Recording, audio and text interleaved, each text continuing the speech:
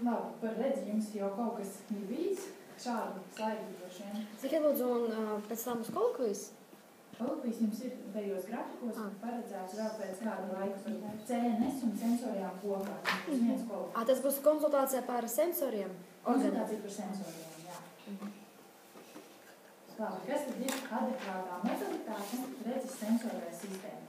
Tātad adekvātā modalitāte, tas jums ir skaidrs šis termins. Tas mums bija arī šodienas jautājums. Elektromagnētiskais stāvoklis, un ja mēs runājam piemēram par dzirdes sensoro sistēmu, kas tur būtu adekvātā modalitāte? Vibrācija, jā, bet tieši kāda. Principā gaisa vibrācija, jo ja mēs runājam par vibrāciju, tad tikpat labi vibrāciju uztver arī taustes orgāni, un tā jau ir mehanorecepcija.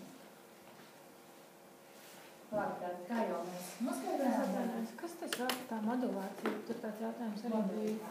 Tas ir signāla veids, kas tad ir tieši tas, kas izraisa. Tā modulācija tā arī ir, ka šī te redzamā gaisma ir tā, kas ierosina mums redzes sajūtu. Un tas, kas ir jāsaprot, protams, ja mēs dosim ļoti spēcīgu kairinātāju, nezinu, ja mēs mehāniski kratīsim visi termini, tā var teikt, iespējams, ka radīsies arī kāda dzirdes sajūta. Taču, principā, sensorās sistēmas ir radītas vienai vai nedaudzām šīm te modalitātēm. Ja mēs dzirdes sensoro sistēmu kairināsim ar elektromagnētisko starojumu, mums nekas nesanāks, mums ir nepieciešams šis te adekvātais signāls katrai sensorai sistēmai.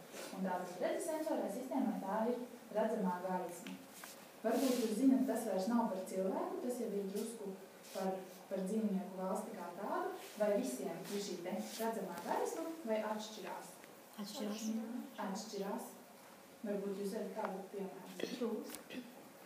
Čūska, bet čūskai būs tērminieki. Cikspārņiem arī? Cikspārņiem būs ekolokācija, kas būs dzirdējā. Bet tieši, ja mēs runājam par redzi. Sunim kaut kāds mēdus. Sunim melnbaltais, bet tas arī nebūs ārpus redzamās gaismas. Bitei nebija kaut kāds? Bitei, jā. Un kas būs bitei? Ko bite redzēs? Ultravioletā. Infrasarkanā ir arī to, ko jūs teicāt čūskām. Čūskām infrasarkanē ir, kas ir infrasarkanais, principā siltums. Savukārt ultravioletais ir kukaiņiem, bitēm un arī ļoti daudziem. Tas, protams, nav jāzina, bet vienkārši, lai arī interesantāk. Bet cilvēkam ir šī te redzamās gaismas zona, kurā tad var notikt šī te fotorecepcija. Labi, un te arī drusku par dzīvniekiem, kas jums arī nav jāzina, man vienkārši ļoti patīk acis evolūcija. Kā jums liekas, vai visiem dzīvniekiem, dzīvnieku valstī ir līdzīga acis uzbūve? Droši vien, ka nē, jums ir arī piemērā redzams. Kur būtu cilvēks?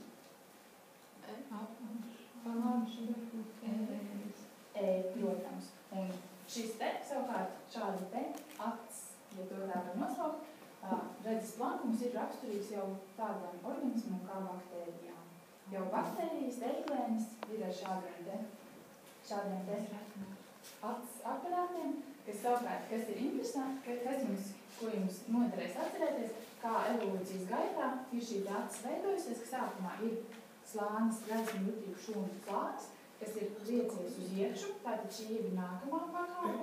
Šeit var pateikt tikai gaisma ir vai nav. Šajā gadījumā jau var pateikt virzienu, kur skriet gaisma. Šeit jau ir pilnīgi ieliecies un var mainīt šo te atvērumu. Savukārt šeit ir izveidojusies jau primitīva lēca, kas vēl nevar akomodēt. Un šeit jau principā tā ir kompleksa acis, kas ir kā cilvēkam acis. Un tātad, kāda izskatās cilvēka acis, anatomija jums visiem ir bijusi, visi esat nolikuši. Tad jūs apmēram arī zināt, kā izskatās cilvēka acis uzbūve. Sīkumos cauri neiesim, jo to jau būs dzīve. Tālāk nonākam līdz attēla veidošanās. Un kas tad notiek? Kā jūs otrādi, bet kāpēc mēs neredzam otrādi? Smadzenēs visu. Smadzenēs tiek atgriezt pareizā virzienā, tieši tā. Un citreiz ir, kā mēra to, cik cilvēks ātri spēj pielāgoties jauniem apstākļiem, ir speciālas brilles, kurš sagriež vēlreiz otrādi. Un tad skatās, kāda ir cilvēka koordinācija. Tātad mēs visu redzam kājām gaisā. Un skatās, cik ātri cilvēka smadzenes spējīgas pielāgoties jauniem apstākļiem un pārkoordinēt savu koordināciju tā, ka mums īstenībā vairs nemaz netraucē, ka šis te attēls ir apgriezts uz otru pusi. Un vieniem cilvēkiem tas notiek ļoti lēni, un citiem cilvēkiem tas notiek daudz ātrāk. Labi, un kas šeit ir svarīgi, kā jums liekas, par to jums tad noteikti ir bijis, kas tad ir tās virsmas, kas notiek ar šiem te gaismas stariem? Ko tad acis īsti dara ar šiem te gaismas stariem? Vienā punktā. Principā vienu punktu attēlo vienā punktā, bet ne visus gaismas starus savāks vienā punktā, jo tur nevajadzot tos attēls. Un tā attēla starus? Principā šo te punktiņu viņa attēlo kā punktiņu šeit. Un tātad mums attēls sastāv no dažādiem šiem te punktiņiem, un katrs punktiņš ir atsevišķā vietā uz tīklenes, un beigās uz tīklenes projicējās tāda pati bilde, kā mums ir priekšā. Bet kas tad ir jādara ar šiem te gaismas stariem? Tad ir jāsavāc, tas ir viens. Jālauž, tieši tā. Kas ir otrs un kas, kā jums liekas, kas tad ir tas galvenais aparāts vai galvenā struktūra, kas lauž šos te gaismas starus? Ielikdumets. Un tas jau ir uzreiz nepareizi. Iegaumējiet, ka radzene ir tas, kas lauž visspēcīgāk. Savukārt lēce, kāpēc mums ir svarīgi, kādēļ mēs par redzi runājam, ko daudz runājam par lēci? Viņa kontrolē, ka daudz vai savā? Principā viņa var mainīt šo te, tā ir tā struktūra, ar ko aktīvi var mainīt gaismas laušanas spēju. Tieši tā. Labi, un tad nākamais jautājums jums, kas tad ir dioptrija? Te jums atkal ir priekšā uzzīmēts, bet kā tur ir, piemēram, ja dioptrija, un tas jums gan arī Lēcas laušanas spēja. Lēcas laušanas spēja. Un kā jūs to nodefinētu? Vienā metrā. Viens metrs. Principā, jā. Un ko nozīmē tas plusiņš pirms šim te dioptrijām? Redzes asums. Varbūt arī mīnusiņš. Redzes asums? Tas nogrā liekas par hiperlatīvu. Tad jūs jau tagad runājat par to, ar kādām lēcām koriģēja šīs te redzes gaismas laušanas defektus. Bet, principā, ja mēs runājam tikai par lēcu, nevis par aci, bet par lēcu, mums ir stikla lēca izslīpēta. Mēs skatāmies, mēs arī stikla lēcē varam nomērīt šīs te dioptrijas. Bet, ja mēs redzam konkrētu lēcu, tad mēs jau uzreiz varam pateikt, kurai ir plus un kurai ir mīnus. Šai te ir plus, un kāda izskatās otra? Ir savācē lēca un izkliedētā lēca, un savācē lēcām būs plus, savukārt izkliedētā lēcām būs mīnus.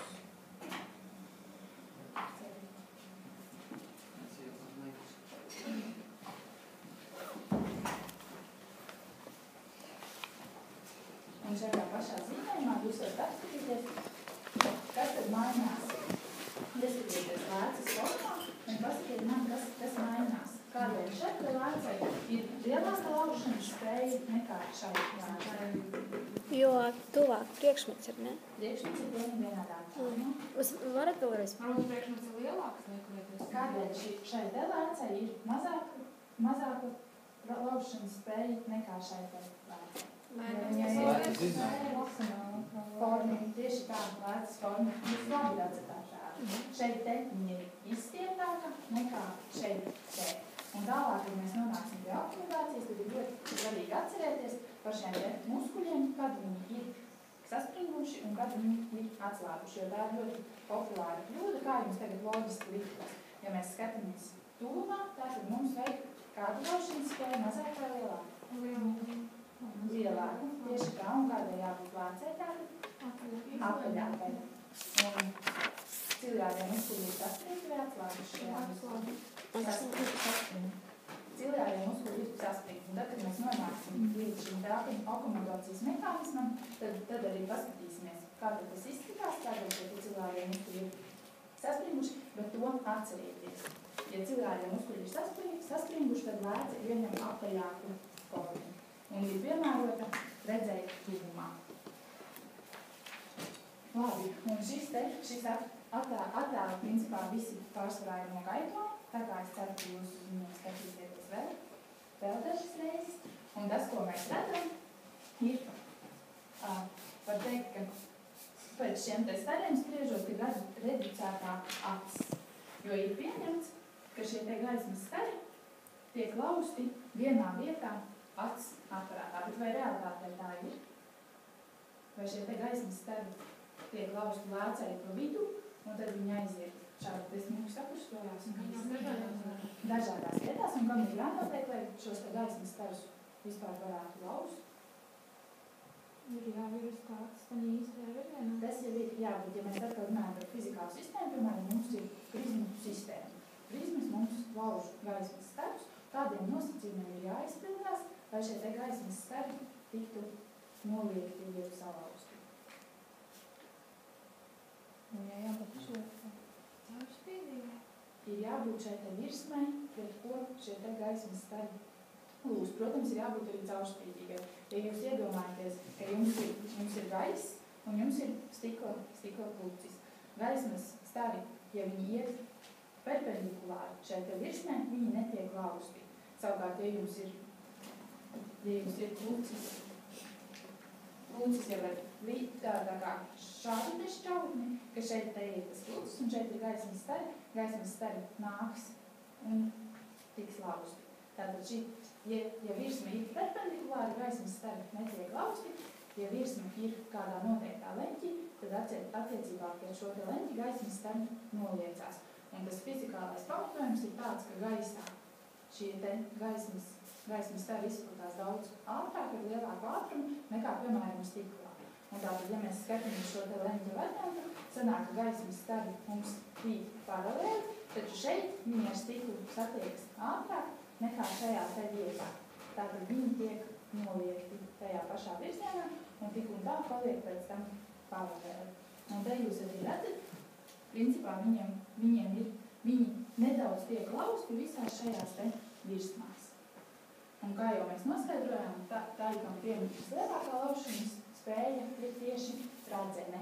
Un tagad pēc tiem koeficientiem, varbūt jūs man varat pateikt, kādēļ tad tā ir. Atceroties par to, ka svarīgs ir ātrums, vielas šīs te īpašības, ar ko tad gaismas stari pārvietojās šajā vielā. Tāpēc, ka radzene ir plānāk un viņa ir lielāk? Nebūs tas variants.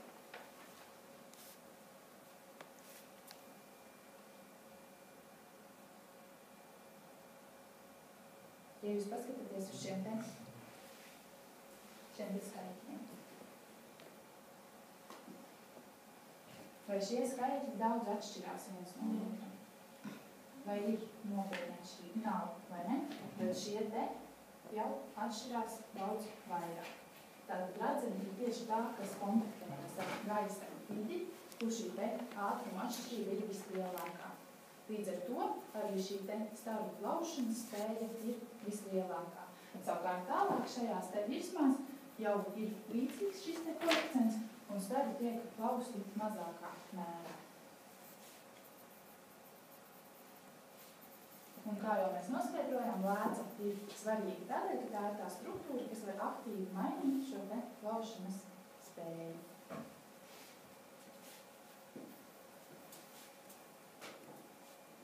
Labi, te mēs nonākam līdz akomodācijai. Tad jums kaut kas par akomodāciju jau ir bijis. Tad jūs man pastāstīsiet, kas tad īsti notiek. Ja mēs skatāmies tālu, viņa lēca kopā ar tiem muskuļiem, muskuļi nodrošinās to, ka lēca viņa būs tāda apaļāka. Ja mēs varētu... Šeit jau pieļauj, ja mēs skatāmies tālumā, un lēca ir izstieptāk. Un to nodrošina muskuļi ir atslābuši tieši tā. Savukārt, ja mēs skatāmies tuvumā, tad muskuļi ir saspringuši un lēca ieņem šo te apaļo formu. Un šajā zīmējumā varbūt nav